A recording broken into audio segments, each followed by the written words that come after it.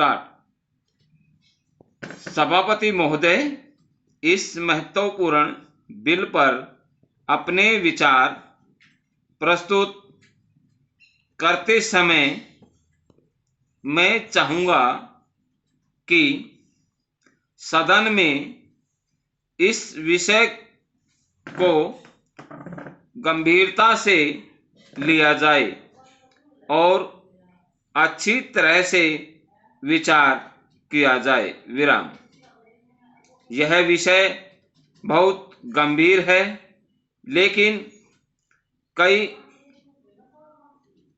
लोग इसको हास्य और मजाक के रूप में ले रहे हैं।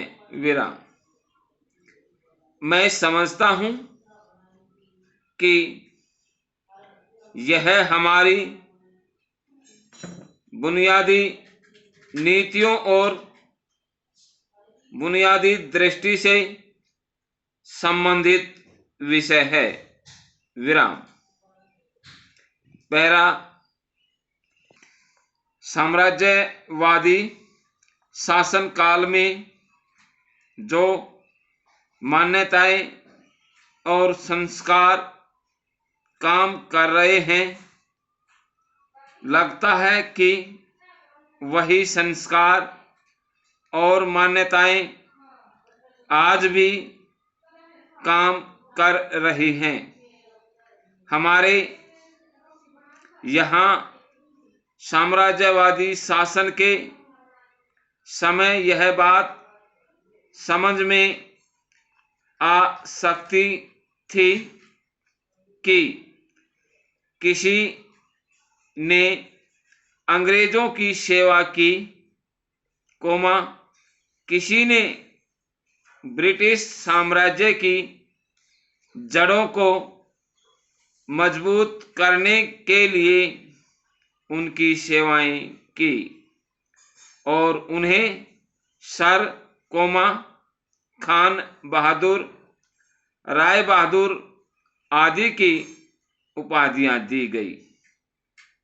इस तरह अंग्रेजों ने इस देश में एक ऐसा वर्ग पैदा करने की कोशिश की जिनको बीच में रखकर उन्हें अपने साम्राज्य को मजबूत किया।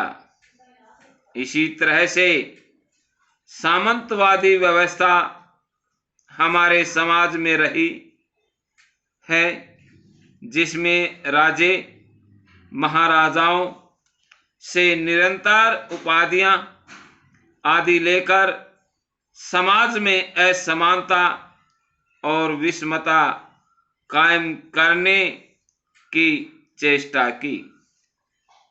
पैरा।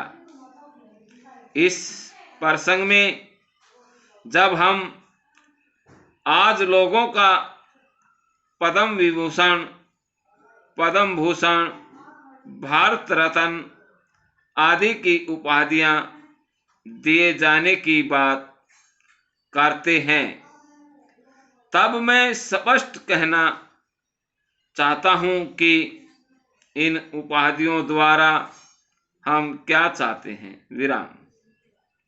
जब हम इन उपाधियों के द्वारा सरकारी मान्यता प्राप्त और लोक जीवन से प्राप्त व्यक्तियों को सम्मान दे रहे हैं, तो सरकार जिनको मान्यता प्रदान करना चाहती है उनको हम मान्यता दे रहे हैं। विराम।